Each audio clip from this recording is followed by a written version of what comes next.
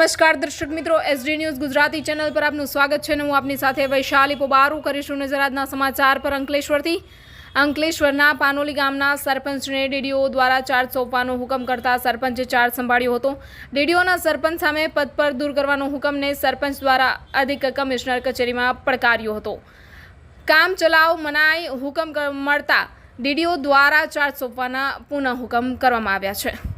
ગત તારીખ 18 જુલાઈ 2024ના રોજ જિલ્લા પંચાયત ખાતે જિલ્લા વિકાસ અધિકારી પ્રશાંત જોશી દ્વારા ગુજરાત પંચાયત અધિનિયમ 1993ની કલમ 57(1) હેઠળ સરપંચ પદ પરથી મહિલા સરપંચ હલીમા શોએબ હાટિયા દૂર કરવાનો હુકમ કર્યો હતો.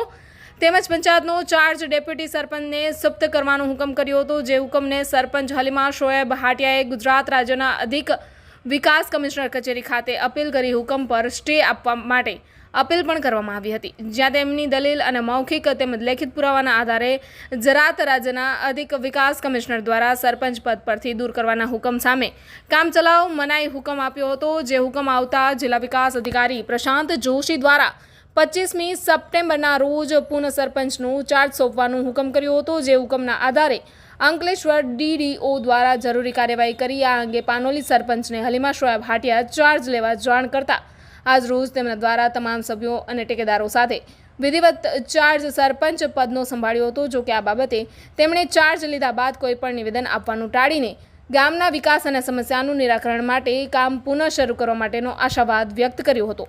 Reporter Jayesh Prajapati, SD news Gujarati, Ankleshwar. 2022-23માં પ્રધાનમંત્રી આવાસોના કામમાં બેદરકારી કરવા માટેનો મારા પર ખોટો આરોપ લગાવવામાં આવ્યો હતો. વિરોધ પક્ષવાળા હું સરપંચ પદે રહું એ ઈચ્છતા ન હતા, જેથી કરીને એમણે ડીડીઓ સાહેબ જિલ્લા વિકાસ અધિકારીને ખોટી રજૂઆત કરી હતી અને જિલ્લા વિકાસ અધિકારીએ તપાસ કર્યા વિના જ મને સસ્પેન્ડ કરવામાં આવી હતી.